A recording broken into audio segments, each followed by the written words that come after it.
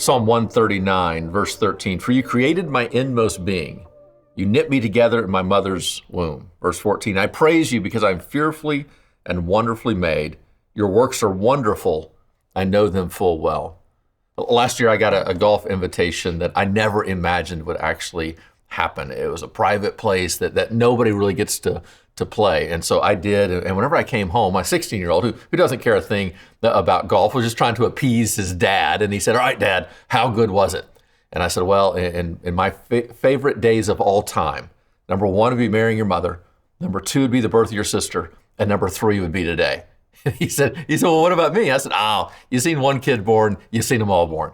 But I do honestly remember holding my firstborn in my arms and quickly began to think to myself, here's what I want to teach her. Here's what I want to show her. Ella Catherine Thompson. Her name in part was picked because it would look good on a book. Every great author has three names, all right? Kevin A. Thompson, Mark Clark. No, see, exactly. You had to have three. And so I remember holding her, thinking to myself, here's all that I want to impress upon her.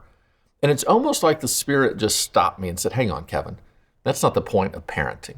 And I remember very specifically the first prayer I ever prayed over my daughter. I prayed, God, teach me to know her, to love her, to discover who you have made her to me, and let me help her get to the place you want to take her. Isn't that a great way not only to parent, but also to live?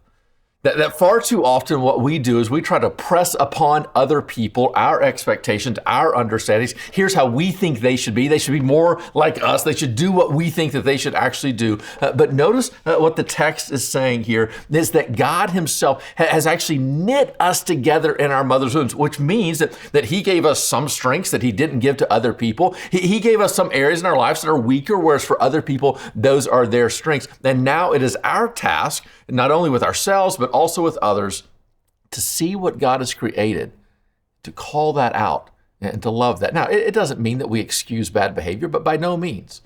But what it does mean is there are some ways that God has uniquely made me and made you. Let's appreciate that. And in so doing, it will actually be not only an act of worship to him, it will be a sign of our trust that his sovereign way is better than our own.